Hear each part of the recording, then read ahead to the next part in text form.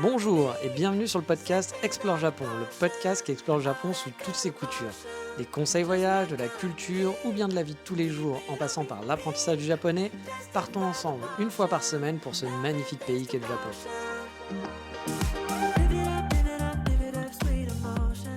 Bonjour à tous, et oui, cette semaine on va faire dans le classique un sujet qu'on va entendre souvent dans les conversations des gens qui ont vécu au Japon forcément, ou qui sont allés en vacances aussi, car en rentrant en France, on se dit « Ah ouais, quand même, ce truc-là, c'était bien pratique, on n'a pas ça chez nous ». Car oui, au Japon, il y a des choses, pas forcément matérielles en plus, qu'on a et au Japon qui existent et qui n'existent pas vraiment en France. On va dire que c'est beaucoup moins commun. Mais avant toute chose, on va commencer par un truc qui existe dans les deux pays, le fameux sommaire de l'émission. Et en vrac, on va boire un café à Tokyo et dans une maison et on va partir voir Poutry. Bah oui, encore une fois, ça ne veut rien dire. Mais allez-y, c'est parti pour une émission 100% le Japon, c'est trop bien, la France, c'est caca.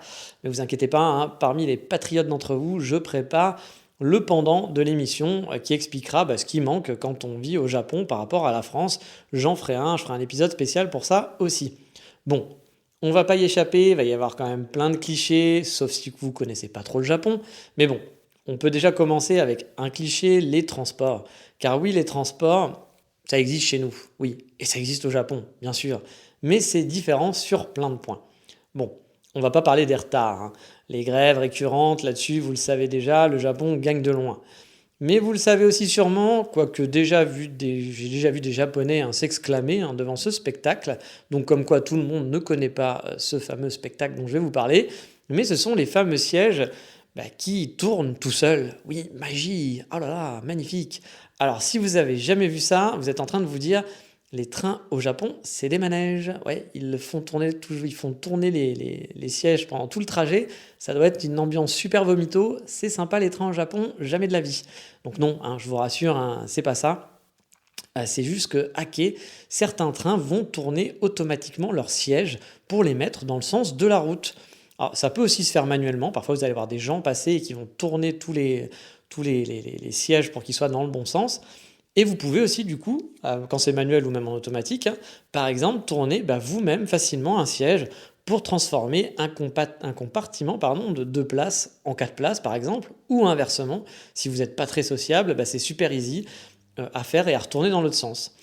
Et c'est la première fois que vous voyez ce truc-là.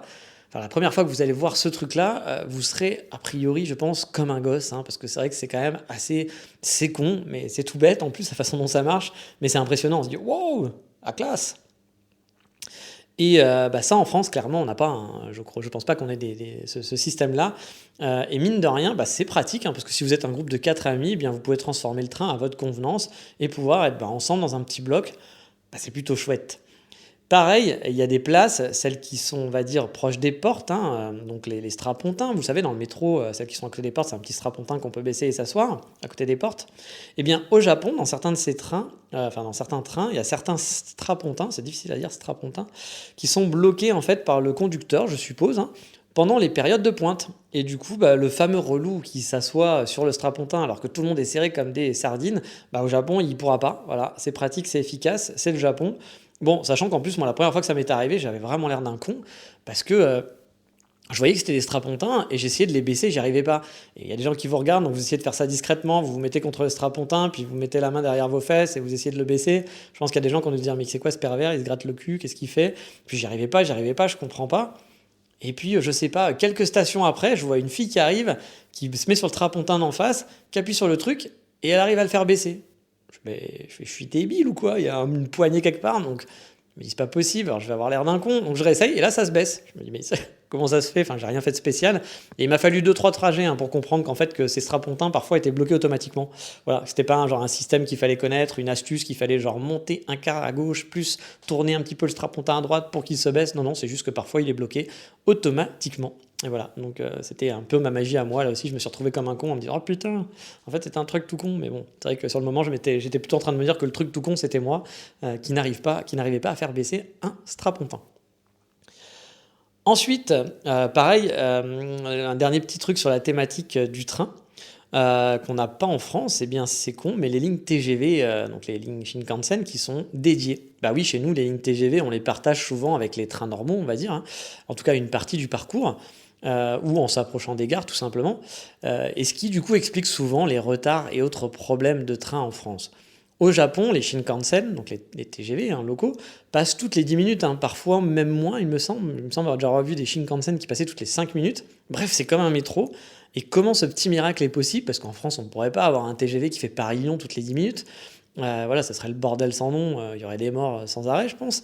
Bah, tout simplement parce que les Shinkansen ont une ligne attribuée au trajet attribué. Et il y a donc des gares qui sont même attribuées pour le Shinkansen.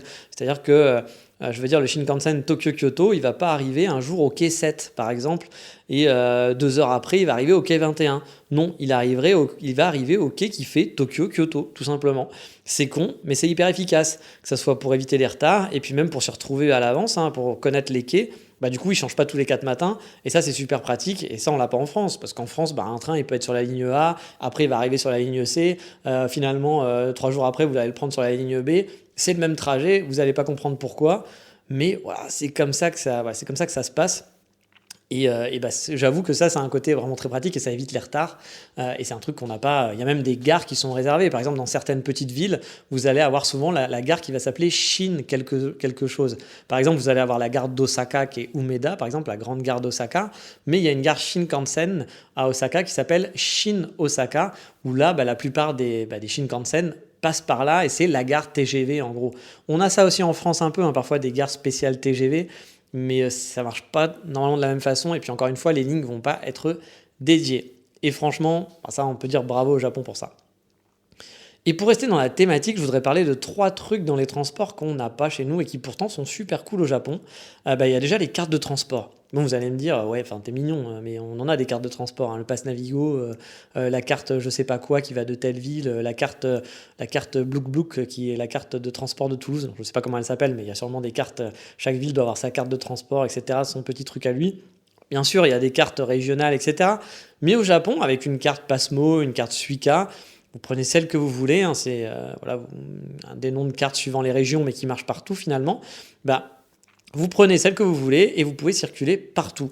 Bien sûr, il faut la créditer, mais si vous mettez, je sais pas moi, 200 € dessus, bah, vous pouvez prendre un train, puis un bus, puis un métro, dans des régions qui sont totalement différentes, sans vous prendre la tête. Pas besoin d'acheter un ticket, d'acheter un trajet. Bon, c'est pas vraiment vrai parce que parfois il y a quelques lignes spécifiques où il faut vraiment acheter un billet.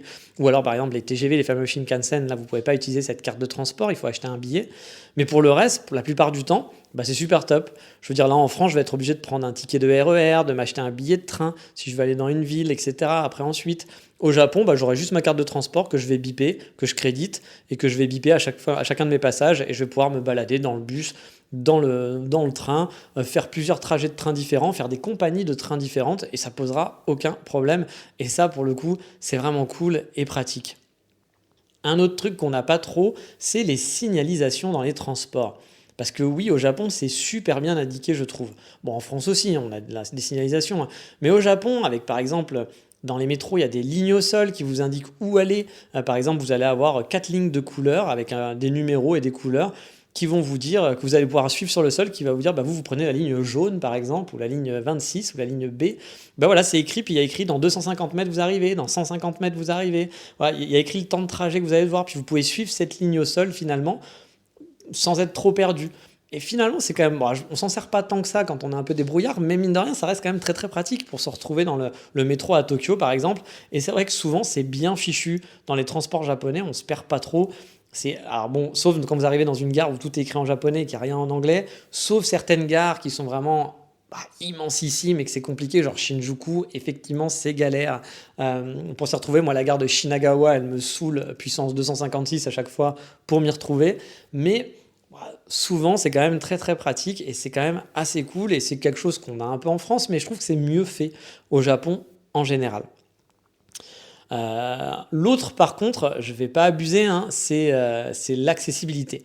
Je trouve perso que l'accessibilité, le Japon est quand même en général un bon ton au-dessus de chez nous. Entre les lignes au sol, comme je vous l'ai dit, c'est les lignes au sol, mais là c'est les lignes au sol pour les malvoyants dans les rues.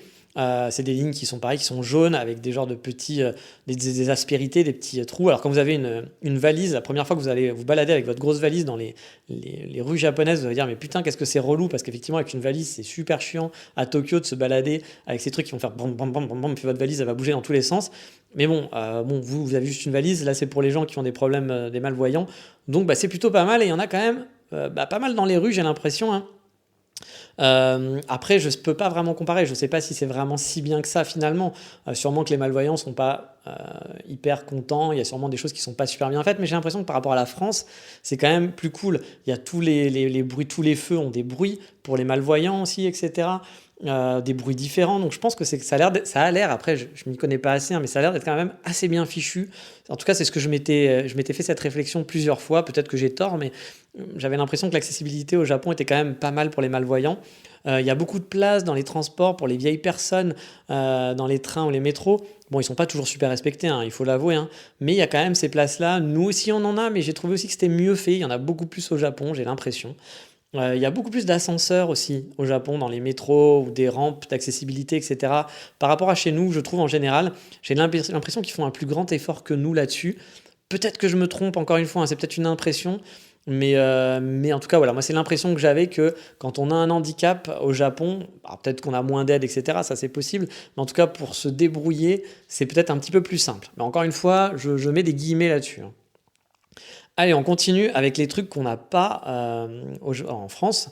On va faire un pack aussi plus dans les classiques, on va dire, hein, qu'on va étaler en vitesse du coup, parce que c'est des trucs que vous avez sûrement déjà entendu 15 milliards de fois. On commence par l'un des plus gros classiques, les fameuses toilettes chauffantes. Voilà. Est-ce que j'ai vraiment besoin d'en parler? Je pense que si on devait relier le Japon à un objet, ça serait ça, hein, le Japon égale toilette chauffante. Voilà. Désolé pour les Japonais, mais c'est ce que vous faites de mieux. On se demande toujours même pourquoi ça s'est pas démocratisé dans le reste du monde, hein. C'est quand même assez fou parce que c'est tellement cool les toilettes chauffantes. Sûrement un coup des reptiliens qui n'aiment pas avoir le cul au chaud, qui préfèrent avoir le cul au froid, je sais pas, un truc comme ça, mais c'est quand même très étrange que les toilettes chauffantes, on n'en trouve pas beaucoup plus dans le monde. Dans le classique, il y a aussi le fameux, ça aussi vous connaissez, vous en avez entendu parler, le combini, hein, où on peut tout faire. Voilà, c'est cette supérette ouverte 24 heures sur 24 qui permet de dépanner sur à peu près tout et n'importe quoi. Ouais, il faut être honnête. Vous avez une fringale à 4 heures du mat, pas de problème, un petit coup au combini. Il y en a plein aussi, c'est l'avantage, c'est que des combini, si vous devez faire plus de 5 minutes à pied pour aller dans un combini en habitant dans une ville, c'est que vraiment vous avez pris le pire endroit de la galaxie pour habiter, hein, parce que c'est rare que les combini soient très loin. Vous avez besoin d'une serviette à 5 heures du mat? Pourquoi pas, hein, je sais pas, hein, mais c'est la magie du combini. Pas de problème, vous aurez votre serviette à 4 heures du mat. Vous devez payer vos impôts à 6 heures du mat? Bon, vous abusez un peu, c'est vrai, mais vous pouvez aussi. Voilà, vous allez pouvoir aller au combini, payer vos impôts et vos factures. Parce que oui, au combini, on peut faire ça aussi à n'importe quelle heure. En France ou en Europe, par exemple, quand on me demande d'imprimer un document, je suis toujours emmerdé. J'ai pas d'imprimante depuis, je sais pas, au moins une vingtaine d'années, j'ai plus d'imprimante chez moi. Et bah avant, quand tu travailles, tu dis bon, j'imprimerai au boulot. Mais là, moi, en étant nomade, etc., bah, ça fait des années que quand on me demande d'imprimer un papier, je suis en disant bah oui, je sais pas comment, voilà, c'est un peu chiant. Bah, au Japon, bah, je sais que j'ai qu'à me pointer dans un combini à n'importe quelle heure, encore une fois, avec une carte SD où j'aurais mis mon document, et hop, c'est parti. Puis pour les pauses pipi aussi, hein, c'est toujours pratique, en balade. Bref, les combini, vous le savez, c'est la vie. On n'est pas prêt de les voir débarquer en France, hein, parce que bah, voilà, d'avoir des trucs qui travaillent 24 heures sur 24 en France, je ne pense pas qu'on sera content que ça arrive. Et c'est aussi un mauvais côté, hein. Il ne faut pas non plus dire ah, le Japon c'est super, regardez tous ces services, parce qu'il y a des gens qui doivent travailler la nuit et que c'est pas cool pour eux. Donc voilà, mais en tant que client, bah, on doit l'avouer, c'est quand même génial le combini. Moi ça m'a sauvé pour des petites conneries de temps en temps. Puis les fringales en pleine nuit, vous avez rien dans le frigo, bah c'est pas grave. Vous n'êtes pas en stress à vous dire ah, il faut que j'aille faire mes courses absolument dimanche matin parce que sinon il n'y aura rien ouvert dimanche après-midi et mon frigo est vide. Non, là vous faites les courses quand vous voulez. Voilà. Il y a même des supermarchés hein, qui sont ouverts 24 sur 24, il n'y a pas que les combini. Donc j'avoue, ça c'est quand même très pratique et ça en France, bah, on n'a pas. Un autre classique de chez Classique, c'est le fameux capsule hôtel. Bon, on va le ranger vraiment dans la catégorie hein, du classique voilà, qui n'existe pas en France et qu'on a au Japon. Et vous vous en doutez, hein, vous connaissez le capsule hôtel.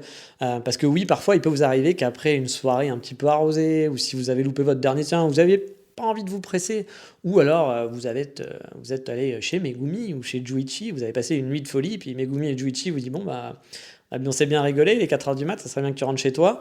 Bon, bah, pour éviter de payer un taxi, bah, vous pouvez peut-être, surtout si vous habitez loin, hein, vous pourrez dormir dans un capsule hôtel, ça dépanne et c'est pratique, et ça permet de pas se ruiner pour une nuit non plus. Il y a même des capsules hôtels, moi où j'ai aimé rester 15 jours, hein, j'en ai déjà parlé, hein, c'est pour vous dire. Si vous voulez savoir comment ça se passe dans ces fameux capsules hôtels, moi c'est le capsule hôtel Millennial à Shibuya que j'aimais beaucoup, où je suis resté plusieurs fois 10 jours et 15 jours sur place. J'ai fait un épisode à ce sujet, donc n'hésitez pas à l'écouter si vous l'avez jamais entendu, farfouiller dans la liste des podcasts et vous devez tomber dessus facilement. Et bref, on n'a pas ça en France, et encore une fois, c'est un truc cool qui dépanne. Et dans le côté dépannage aussi, il y a le bain public. Alors je sais que j'ai des amis qui adoraient par exemple aller au bain public. Bon, vous allez me dire qu'en France on en a aussi, et vous avez raison, hein, les bains publics ça existe quand même un petit peu en France, mais bon, c'est pas du tout la même ambiance, hein. Au Japon ça reste quelque chose d'agréable, et je connais quelques personnes qui adoraient y aller régulièrement, hein, dans le bain public, alors qu'ils avaient des salles de bain chez eux et tout allait bien, hein. Aller dans le bain public de leur quartier pour se relaxer, pour discuter un peu avec les vieux du coin, et puis voilà, pour être un peu imprégné dans l'ambiance. Bon, on sait que les bains publics, hein, ça se meurt quand même petit à petit au Japon, mais bon, ça reste le cycle de la vie, comme dirait le lion qui rêvait d'être roi. Dans la même veine, bah, il y a les onsen, on n'a pas vraiment ça chez nous, et pourtant bah, les onsen, c'est le kiff.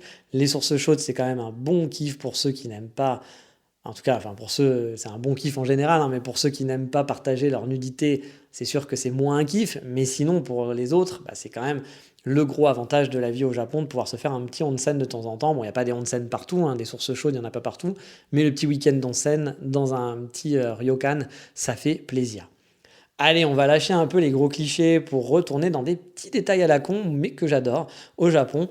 Je vous en ai déjà parlé, mais moi je kiffe vraiment ce truc et que c'est vraiment débile. Ça, c'est un petit filet. Voilà, un petit filet qu'on va placer dans le siphon de la salle de bain ou le lavabo de la cuisine. C'est donc ce petit filet, vous allez l'accrocher en fait au lavabo, enfin au siphon du lavabo. Le siphon est souvent fait pour ça. Et on peut le retirer et le jeter facilement. Donc éviter par exemple de pourrir les conduits avec plein de légumes, avec plein de bouffe par exemple. Ou bien avoir une bonne boule de poils ou de cheveux qui va bloquer l'évacuation de votre salle de bain. Parce que tout va se mettre dans le petit filet. Et puis bah, pour nettoyer, il suffit juste de prendre le petit filet et de le jeter. C'est super con, mais c'est tellement pratique. Vraiment, je ne comprends pas pourquoi on n'a pas ça chez nous partout. Surtout pour un mec qui perd ses poils comme moi. Parce que oui, les gens ont l'impression que je vis avec un animal, mais non, l'animal, c'est moi. Grrr. Oui, je fais très mal le bruit de l'animal. Autre truc bête qui perso ne sont pas vraiment utiles pour moi-même, hein, mais je sais que les gens kiffent bien, c'est le fameux petit crochet sur les tables, ou bien bah, la petite caisse, le petit, comment on appelle ça? Oui, c'est une petite caisse, hein, pour mettre son sac, et qui du coup, votre sac va pas toucher le sol, ou votre manteau par exemple. Alors c'est pas le cas dans tous les restos et les cafés au Japon, hein, mais on le retrouve quand même assez souvent, et les gens bah, ils adorent ça, et je vois même surtout les Japonais qui sont habitués à ça, quand il n'y en a pas ils sont un peu perturbés, genre où je vais mettre mon sac. Et pour vous dire, moi j'ai déjà vu à Budapest des gens en total stress et totalement perdus parce que bah, il fallait qu'ils mettent leur sac par terre. Bon, ça j'avoue c'est un truc qui me dépasse un peu, parce que bon bah oui vous le mettez au sol, mais c'est un sac, vous le portez pas sur vous, c'est un sac, donc c'est fait pour vivre. Mais il y a des gens, il faut que tout soit propre, que tout soit parfait, donc mettre son sac par terre, oulala, ce n'est pas possible. Encore une fois, on est tous différents, il n'y a aucun souci. Mais voilà, au Japon, bah, voilà, vous pouvez l'accrocher facilement parce qu'il y aura souvent un petit crochet sur la table où il y aura une petite caisse pour le ranger dedans. Et ça, en France, ça m'est arrivé de voir un petit crochet par-ci par-là de temps en temps, mais la plupart du temps, quand même, on n'a pas ça, quoi. On met notre sac par terre et puis on va arrêter de faire chier le monde, quoi. Donc en gros, c'est un peu ça. Et au Japon, bah voilà, c'est plutôt cool. C'est quelque chose de bête, mais c'est un petit truc en plus qui me sert pas personnellement à moi, mais que je trouve que bah, ouais, c'est un petit truc en plus qu'on n'a pas chez nous.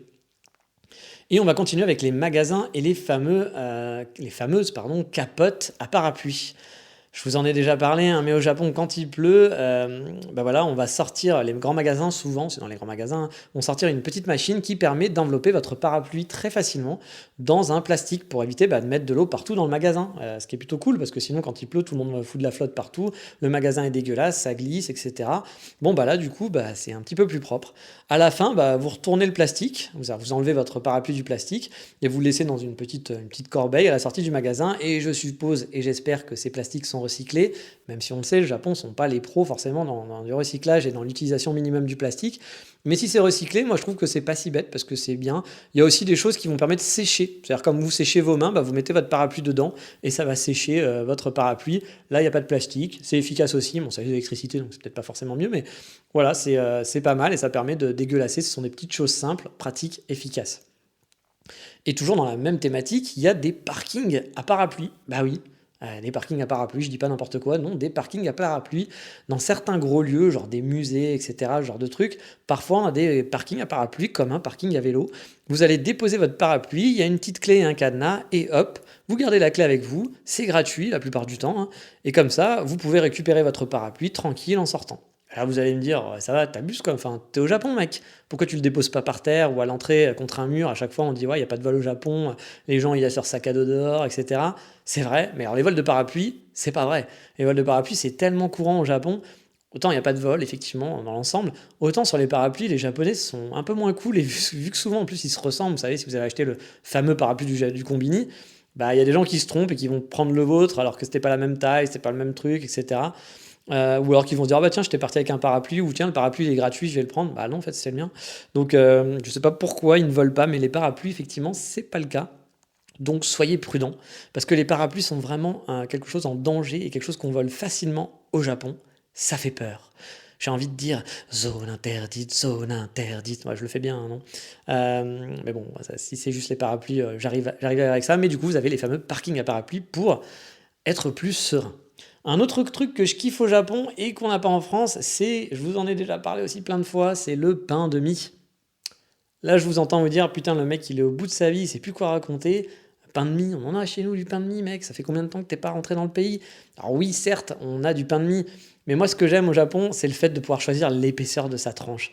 Le pain de mie épais et moelleux. Alors vous allez me dire, dans une boulangerie, on peut peut-être aussi le faire s'ils nous le coupent, mais quand vous allez au supermarché, bah, vous avez des tailles. C'est-à-dire que votre pain de mie va tous faire la même taille. C'est-à-dire, j'en sais rien, je sais pas combien de centimètres il fait, mais on va dire n'importe quoi, il fait 20 centimètres votre pain de mie.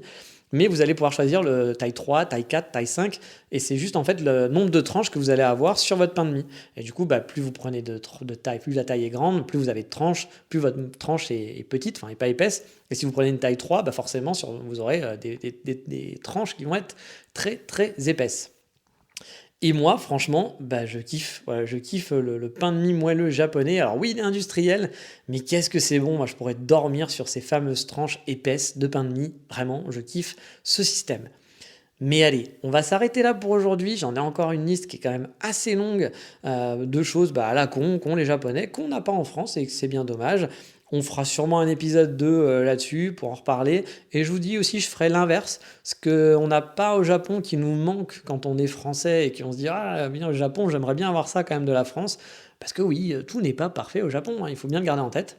Mais sur ce, il est temps de passer, vous le connaissez maintenant, à l'insta de la semaine.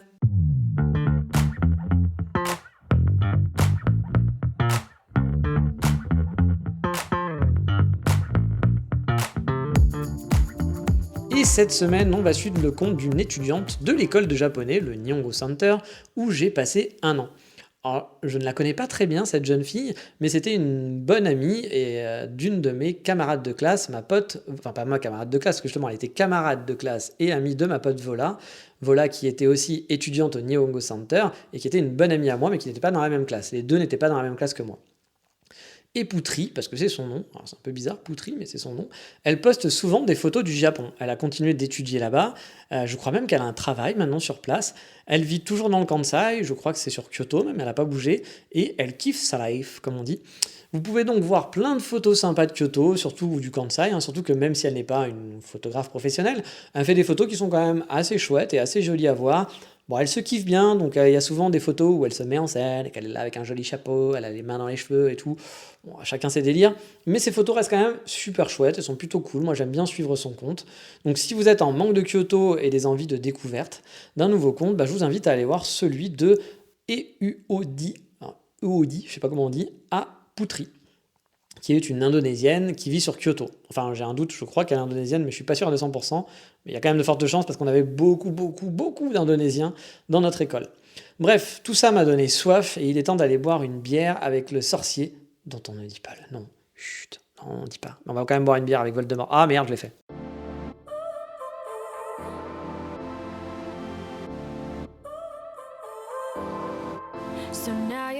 Et oui, cette semaine, pas de café, on va s'alcooliser un peu, s'encanailler dans les rues de Tokyo et dans les rues de Shibuya même, pour être plus précis. C'est pas très loin de mon coffee shop, bah oui, il fallait que je parle un peu de café quand même, préféré, mon coffee shop préféré qui est Fulen, vous le connaissez, dans la rue Il est dans la même rue que ce bar dont je vais vous parler. Mais par contre, le bar est plus proche du centre de Shibuya que le café Fuglen. Alors, ce bar, c'est encore un endroit nordique, car oui, Fuglen à la base, c'est un café norvégien, et là, on va chez Ole, je sais pas comment on dit ça, Ole, O-L en tout cas, by Oslo Brewing, donc comme vous l'avez compris, hein, en Norvège, sauf si vous êtes super nul en géographie, mais Oslo, voilà, Oslo et la Norvège, ça devrait vous parler. Ce bar est donc dans la fameuse petite rue dont je vous ai souvent parlé. C'est une rue piétonne qui est bien sympathique, qui est très animée au début de la rue, beaucoup moins quand on s'approche de Fuglen. Mais il y a pas mal de restaurants, de bars, et il y a aussi beaucoup d'habitations tranquilles. Et c'est une rue piétonne, moi j'aime beaucoup ce coin. Et donc, on va dire Hall ou OL pour les fans de l'Olympique Lyonnais, je ne sais pas, hein, comme ça vous auriez l'impression d'être à la maison, mais on va dire Hall, c'est plus rigolo. Hall. Hall est situé dans la partie donc animée, pas loin en gros du centre de Shibuya. Il y a divers restos, des izakaya qui sont plutôt sympas, mais j'aimais bien, moi, parfois me faire un petit apéro grignatoire. Oui, je sais, ça veut rien dire, mais j'aime bien. Un apéro grignatoire le soir là-bas.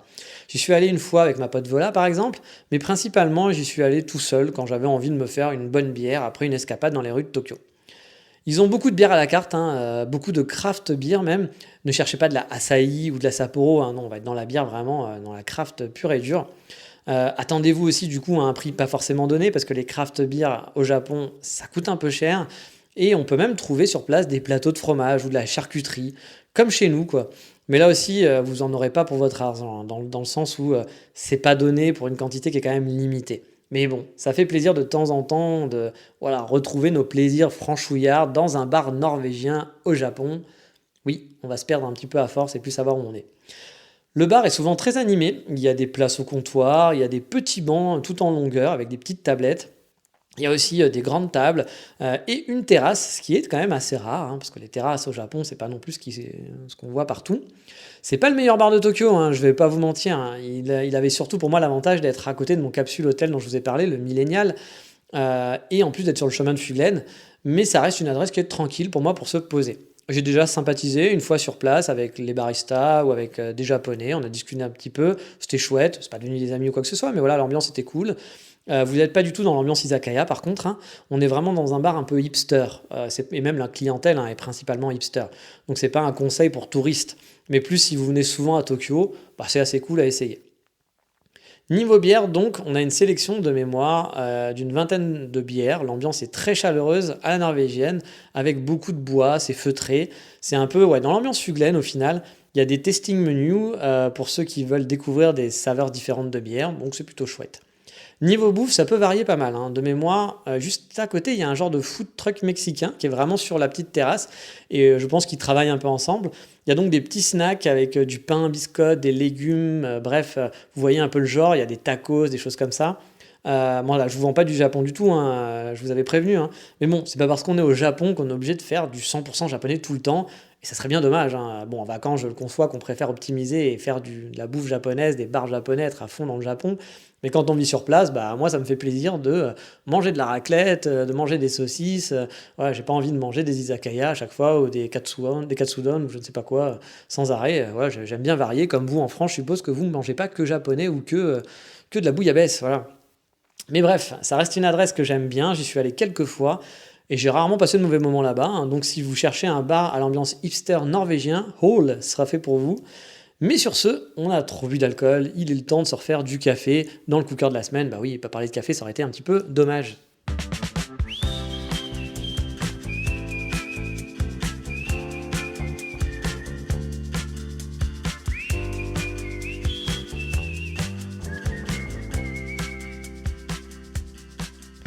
Et cette semaine, mon coup de cœur, c'est pour quelque chose que je n'ai pas. Et oui, et que je n'ai pas vraiment essayé non plus. Bah oui, ça peut paraître un peu bizarre, mais il y a quelques jours, j'étais de passage sur Paris, chez mon meilleur ami, qui m'héberge habituellement à chaque fois que je reviens en France. On a la passion commune du café, entre autres. Pour ceux qui connaissent mon autre podcast, qui n'existe, enfin, qui a eu que une dizaine d'épisodes et qu'on ne fait plus, mais c'était avec lui que je le faisais, sur le café, hein, le matin et là. Sauf que lui, en plus de sa passion du café comme moi, bah, il a un chez lui. Et donc il peut s'acheter du matos et des tonnes de gadgets. Et puis comme moi, il adore acheter des gadgets. Et dernièrement, bah, il s'est acheté une machine à expresso, qui n'est pas une machine de pro non plus à 5 000 € ou à 3 000 €, hein, mais qui n'est pas non plus une machine à capsule ou une machine assez lambda. C'est une machine qui permet de faire de bons expressos et des cappuccinos, car oui, il y a même de quoi faire monter son lait. Et en plus de ça, il s'est acheté un nouveau grinder. Un grinder, c'est donc pour moudre le café. Et je dois vous avouer que la combo qui doit valoir environ dans les 500 euros, m'a bien fait baver. Je me suis dit, pourquoi pas aussi moins investir quand je serai au Japon. Parce qu'à vrai dire, au Japon, moi, je veux me faire un petit set, un joli set même, hein, pour faire du café filtre chez moi, avec plein d'ustensiles qui vont être pas donnés, qui vont coûter un peu un bras. Et j'avais dans ma liste de souhaits un super grinder qui s'appelle Niche. Alors, je sais pas si on dit niché, niche, voilà, ou niche, comme le fameux joueur de foot. Ah, la bonne blague. C'est le top du top, hein, en tout cas en grinder pour la maison. Il est super beau, il est vraiment très très beau dans sa cuisine. Je rêve d'avoir ça dans ma cuisine, mais il coûte quand même 700 euros. Oui, rien que ça. Et en plus, la disponibilité est pas au top. J'ai l'impression qu'il y a beaucoup de demandes et qu'ils font ça vraiment manuellement, etc. Donc ça prend du temps avant de le recevoir. Alors pour les néophytes, hein, donc je vous dis, un grinder, c'est ce qui permet de moudre le café. On peut le faire avec un moulin manuel, par exemple, où vous allez tourner le moulin avec vos bras, à force de vos bras. Puis il y a des moulins automatiques qui vous permettent donc d'avoir du café fraîchement moulu. Donc j'avais dans mes rêves, moi, le souhait qu'au Japon, dans mon futur appartement, il y aurait ce joli niche dans ma cuisine. Mais quand j'ai vu que pour 200 euros de moins, je pouvais avoir donc un grinder qui est beaucoup moins joli, mais qui avait l'air très efficace, pour mes besoins en tout cas, et qu'en plus, une machine pour faire des cappuccinos et des expressos à la maison, en plus de mon futur set pour faire des cafés filtres, j'avoue, je dois avouer que je suis en train de changer un petit peu mes plans. Ça sera certes moins joli, mais avoir une machine pour faire des capous à la maison, ça serait vraiment cool. Donc voilà, c'est mon petit pré-kiff, car je ne l'ai pas encore, mais comme je vous l'ai déjà dit, hein, j'ai hâte d'avoir un chez moi. Donc quand je laisse vagabonder mon esprit sur les internets ou à rêver, je commence à repérer des trucs pour avoir un peu cool chez moi qui vont me faire plaisir. Bref, voilà, c'était mon petit coup de cœur de la semaine. Matériel, mais aussi immatériel, car je ne l'ai pas. Mais sur ce, je vous dis à bientôt pour un nouvel épisode, comme d'habitude. Qu'est-ce qu'on dit dans ces moments-là ? On dit portez-vous bien, parce que c'est important. Ciao, bye bye, matane.50